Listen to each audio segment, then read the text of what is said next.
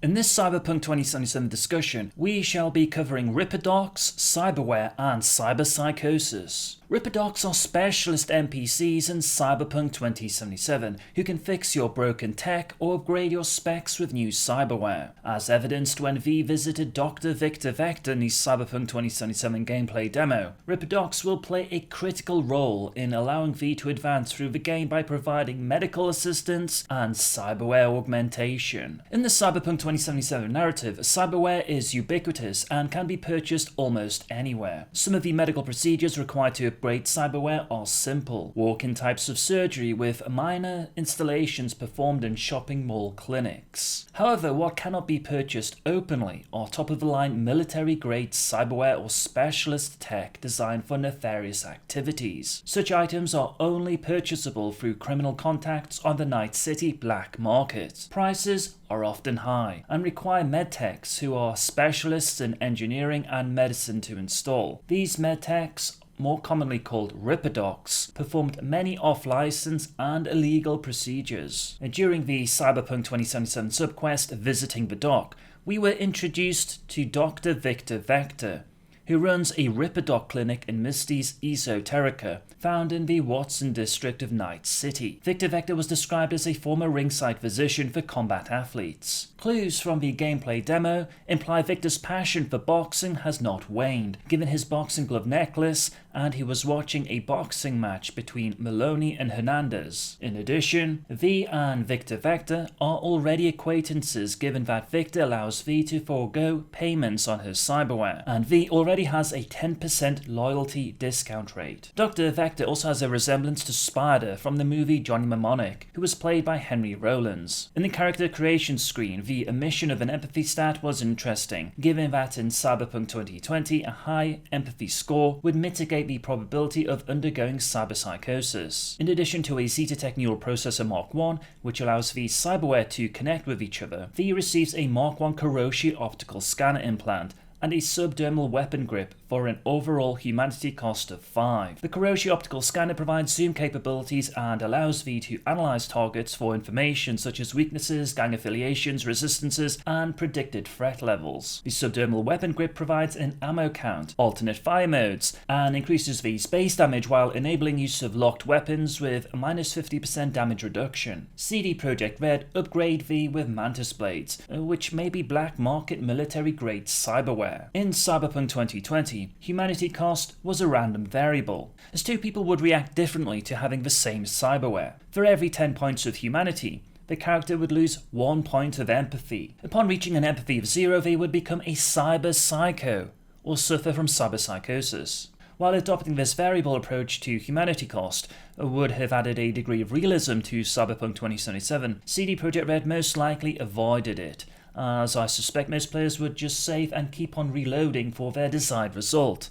Although it might be an option should Cyberpunk 2077 have an equivalent of Witcher 3's Death March difficulty. It should be noted that it will not be possible to play through Cyberpunk 2077 without cyberware, or what some would describe as a purist playthrough. Some implants will be required, such as a neural processor and Biomon, but the player will be able to choose between several options to progress through the critical path and quests. CD Projekt Red also confirmed that the player cannot harvest cyberware from dead enemies. Cyberpsychosis is a mental disease where an individual's personality fragments and they begin to relate more to machines than to humans. Soon they start ignoring people, while standard activities such as eating or sleeping become less relevant to them. Ultimately, this process continues until the person reaches a point where having any form of interaction with humans begins to irritate them, to such an extent that it culminates in rage that consumes them entirely. The inspiration for cyberpsychosis can be traced back to the psychiatric disorder psychosis. Psychosis represents a condition where a person perceives or interprets reality in a substantially different way from those around them, usually manifesting itself in the form of hallucinations or delusions. In contrast, cyberpsychosis encompasses a wider range of symptoms, including compulsive lying, kleptomania, sadism, brutality, split personality, and violent mood swings. Cyberpsychosis is considered such a serious threat to the harmony of living standards within Night City that dedicated law enforcement teams, the Psycho Squads, have been assembled to deal with it. Psycho squads often act with extreme prejudice. These groups have a variety of names, with the most commonly known one being C-SWAT, an acronym for Cybernetic Special Weapons and Tactical Squad,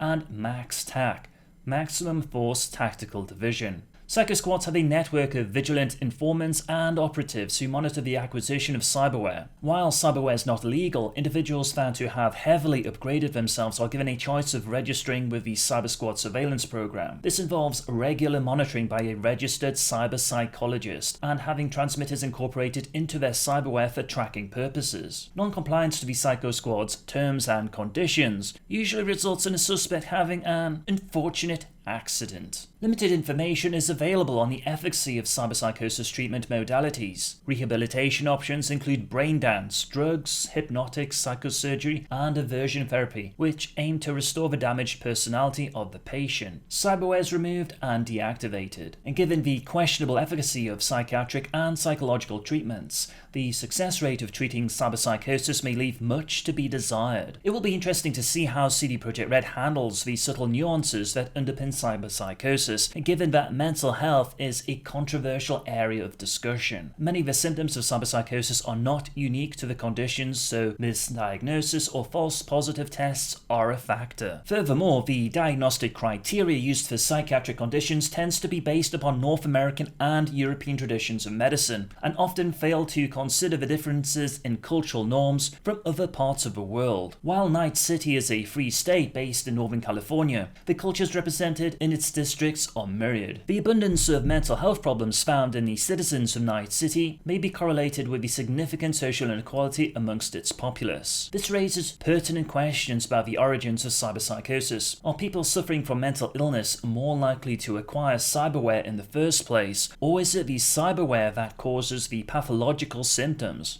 At this point in time, who knows, but it will be interesting to see how these variables play out within the Cyberpunk 2077 narrative. Cyberpunk 2077 Quest designer Philip Weber has confirmed that V cannot experience cyberpsychosis. Therefore, accumulating a high humanity cost may have other gameplay mechanics which are currently unknown. Cyberware has a tendency to reduce one's capacity for empathy, so in turn that may result in romance or persuasion options being unavailable. The counterpoint to this line of inquiry is that as society comes into regular and increasing contact with cyber-enhanced individuals, over time the image people have of an upgraded human is altered on a subconscious level, leading to acceptance of those who have high degrees of cyberization. Ripperdocs also varied between Europe and the USA. While cyberware is still ubiquitous in European countries, there was more aversion to overt cyberware, as the quality of upgrades available in Europe was generally lower than their American counterparts, unless one visited the top Scandinavian and Swiss clinics. Another facet of cyberware mechanics was surgery codes. Surgery codes represent the minimum level of medical care required to install the cyberware and the complexity of the surgery. This may be an area CD Projekt Red will change for Cyberpunk 2077, as there was no apparent evidence of possible surgical complications in the Cyberpunk 2077 gameplay demo. Negligible surgery could be performed in mall clinics, underground establishments, or drop-in clinics similar to Dr. Vector's establishment. Basic operations could be performed by most Ripperdocs and was often completed within an hour. Major surgery requires visiting a hospital with specialist surgical facilities and requires highly experienced medical professionals to perform the operation. There was also the possibility of complications occurring particularly during major surgery, such as permanent scarring, infection, major bruising and swelling, chronic pain, rejection of the cyberware, or even death. This would be dependent on the type of cyberware being implanted and its location. For instance, a mistake during cyber limb surgery might reduce the reflexes stat, while brain damage can lower intelligence and tech stats. Another thing that you need to decide upon is whether to keep the organic parts you are replacing. For example, if you replaced your arm, it was possible to pay 100 eddies a month for the body bank to store it for you in cryogenic stasis. On the topic of cyberware, CD Projekt Red have an extensive corpus of Cyberpunk 2020 cyberware upgrades to draw reference from,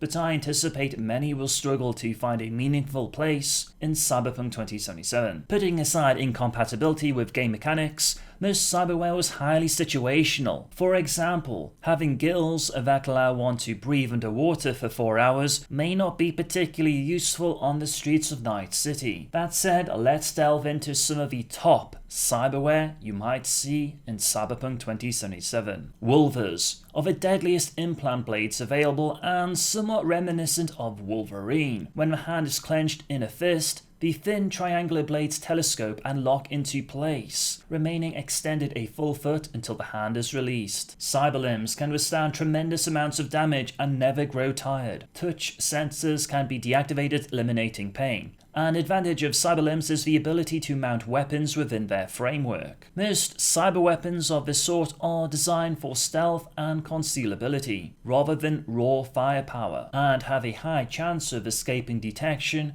when hidden under real skin or other suitable coverings. Weapons include pop-up automatic handguns, flamethrowers, micro-missile launchers, grenade launchers, and shot capacitor lasers. BioWare enhancements utilize nanotechnology to perform surgical tasks on the cellular level. The most desirable BioWare is muscle and bone lace, which involves 2 types of nanoids. The first type threads a synthetic muscle through the natural muscle fibers, anchoring and strengthening them. The second type wraps the bones in a light weave of metal and plastic threads, making them stronger and thicker. The result is an increase in strength and the ability to absorb physical damage. Nanosurgeons are microscopic machines adapted to surgical repair. Some seal off damaged blood vessels while others repair damaged tissue, cartilage and bone with polymer microstitches. Slice and dice, a monofilament wire spool mounted in the end of one finger with a weighted false fingernail to give it balance and swing. Monomolecular wire will cut through almost any organic material.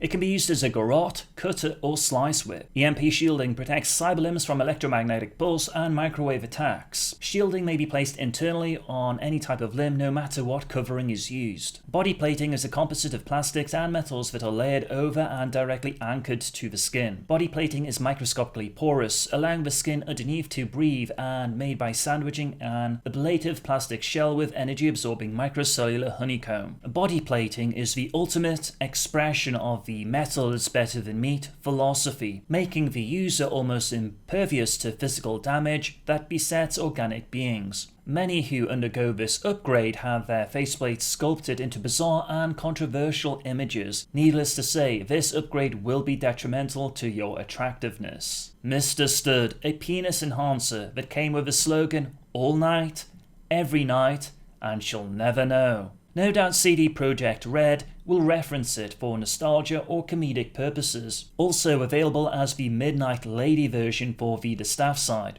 I will leave that one to your imagination. Modularware are the best cyberware eddies can buy. Made of electromnemonic ceramic compounds, it can be concealed and modified easily. Modularware replaces bone and muscle structure with one-piece compounds programmed to take different shapes dependent upon stimuli used. This eliminates the need for microprocessors, actuators, maintenance, or articulation joints. The individual's actual nerves are attached to different signal converters in the limb, thus giving a more natural feeling to it, resulting in a lessened loss of humanity and leaving the sense of touch quasi-intact. As the electromnemonic ceramic is highly resistant to heat, EMP, and physical damage, it afforded protection similar to military-grade powered armor. Not only was modularware exceptionally scarce in Cyberpunk 2020, but the specialist Ripperdoc that could perform the surgery was only available in Canada. If modularware appears in Cyberpunk 2077, expect the cyberware to be endgame content. A variety of chameleon clothing and stealth armor were available. The Dermatech Camo skin system consists of a series of strategically placed implants and a control system that can be linked to an external control pad or tied into a neural-ware processor for direct control. Upon command, the nanites modify the pigmentations of the skin, giving the individual thermoptic camouflage, similar to that used by Major Motoko Kusanagi from Ghost in the Shell. I don't believe it. Thermoptic camouflage. Neuralware are switch boxes that are implanted into the lower spine and are used to route signals from external cyberware to the central nervous system. Once the module is surgically attached to the spine, it releases a flood of nanosurgical units into the spinal column. These microscopic machines thread tiny linkages through the central nervous system, hooking nerve endings to the neural processor. The recent Cyberpunk 2077 gameplay demo showcased several types of neuralware, including the ZTech Neural Processor Mark I and reflex boosters aka Koreznikov that effectively gave the bullet time. In Cyberpunk 2020, the Korenzakov boosterware was always activated and thus incurred significant humanity costs. The user needed to readjust their modus operandi to a world that appeared to be moving in slow motion. In contrast, speedware, known as Sandevistan, activates when desired, although it only works in short bursts. Interface plugs allow the player to directly link to a myriad of equipment. For instance, the MTOD12 Spiderbot control chip uses carbon nanotubes as conductors, allowing for reaction times and signal depth equaling that of the neurotransmitters in the central nervous system. The Spiderbot may give you an option to perform reconnaissance prior to entering a location. The MTOD12 control chip also had an overclock option, but warns the user of potential side effects such as disorientation, muscle spasms, auditory hallucinations, and flashes of light within their visual field. It will be interesting to see whether overclocking is an actual feature in Cyberpunk 2077 or merely part of the item's lore. Back in Cyberpunk 2020, there was an Arasaka RDAK spy and assassin bot, designed for stealthy urban reconnaissance, sabotage, and assassinations. RDAKs, also known on the street as spiders, often used to take out corporate enemies, and may have been the inspiration for the MTOD12. In Cyberpunk 2020, there were two types of chipware: reflex APTR chips and memoryware MRAM chips. Chipware was dependent upon a character's intelligence stat. For every point of intelligence, the player could install one chip upgrade. In the demo, V had an intelligence of 6, but it is currently unknown if a similar mechanic will be used in Cyberpunk 2077. CD Projekt Red have already updated the appellation of chips into splinters or shards, as evidenced by several references in the demo. Reflex APTR chips provide upgrades for skills such as weapon firing or hand-to-hand combat knowledge. In a process similar to Braindance, a feed loop record of a specific neural signal from one source is made. Then the recording is used to activate a series of muscle reactions in another source. Theoretically, a reflex chip could allow even a rookie to shoot a gun like Morgan Blackhand, but the limits of programming restrict what you can learn from a chip to a relatively low level. In addition, a reflex chip must adapt to your specific neural and muscular patterns, adjusting its instructions to fit your body and vice versa. It learns your body movements by sampling your responses as you practice using the chip. This process is known as chipping in, and is required before the chip can be fully functional. Chipware was both expensive and limited to only the lowest levels of a specific skill. It was impossible to improve in that skill when the chipware was installed. For example, installing an electrical engineering compendium chip might increase V's engineering ability by 1 level, but when the chip is installed, it is conceivable that V might not gain experience when using that skill. Moving on to fashion wear, style over substance is critical to Cyberpunk 2077. It doesn't matter how well you do something, as long as you look good doing it. In Cyberpunk 2077, fashion wear, clothing, and bodily modification will play a pivotal role in defining V's journey through Night City. After all, in the distinct visual aesthetic of a cyberpunk future, style is everything. Fashion wear ranges from basic cyber optics, allowing the user to change the colour of their iris tint to the one currently in vogue, while others may replace an entire limb with cyberware prosthetics to make a fashion statement. But Braindance influencer Lizzie Wizzy, alongside her band the Metadwarfs, are a fine example of one who has embraced chrome. With tech hair, the shafts of this artificial hair are impregnated with various types of reactive chemicals. Some types are temperature sensitive and change colour depending on the weather. Tech hair can be implanted in hairpieces, whiskers, and other places of interest which I will leave to your imagination. Considered essential by solos, the biomonitor, or biomon, is mounted just below the skin of the forearm and can provide information on variables such as pulse, respiration, brainwaves, blood sugar, temperature, and cholesterol levels, as seen when V uses her biomon to check the status of Sandra Dorset during the quest breaking through. Chem skins are special dyes and chemicals which are impregnated into the skin. Some change the skin color to a new shade as desired. Others are temperature sensitive and shift colors in vibrant patterns when warmed or cooled. Very expensive chem skins are sensitive to hormonal changes. You could buy a chem skin that would make yellow and black tiger stripes appear on your skin when you become sexually aroused. Alongside real skin that is used to camouflage cyberware with a realistic look, synth skins are a more sophisticated version of light tattoo technology. A synth skin is a layer of color shifting plastic bonded to the character's outer skin. A synth skin can be adjusted to display colors, patterns, or other special effects.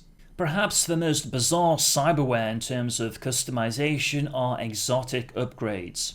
In Cyberpunk 2020, almost anything was available for the right price. With sophisticated nanosurgery, cloning, gene matching, and grafting, specialist companies such as Biotechnica could change a person's appearance to almost any specification. Exotic packages included the Meow Feeling Catty, which included pointed ears, whiskers, synth skin to mimic fur patterns, cat claws, biocontacts for the cat-eyed look, and voice box modifications for those who truly want to meow. Other options allowed individuals to become elves, dwarfs, halflings, orcs, trolls, and ogres. For reasons unknown, the Dragon Man was rated very high on the sexuality scale. Last but not least, there are exotic play beings. These are erotic exotics, described as turning a person into the master or mistress of the art of physical pleasure. This special package included top-of-the-range Mr. Stud or Midnight Lady implants, special chipware to overclock one's libido, and tactile boosts for sensory overload. Biotechnica would force the person to sign a waiver indicating that the applicant wanting to become a play being absolves Biotechnica of all legal responsibility for any psychological aberrations or problems arising from the play being package. Do you want to see play beings in Cyberpunk 2077? Let me know in the comment section. Hey Chumba, I'm Kazuliski, and I hope you found this Cyberpunk 2077 discussion on Ripperdocs, Cyberware, and Cyberpsychosis to be informative. If you are interested in additional Cyberpunk 2077 content, be sure to subscribe to the channel. If you have any questions or feedback, always let me know in the comment section. Thank you for watching. It's a person.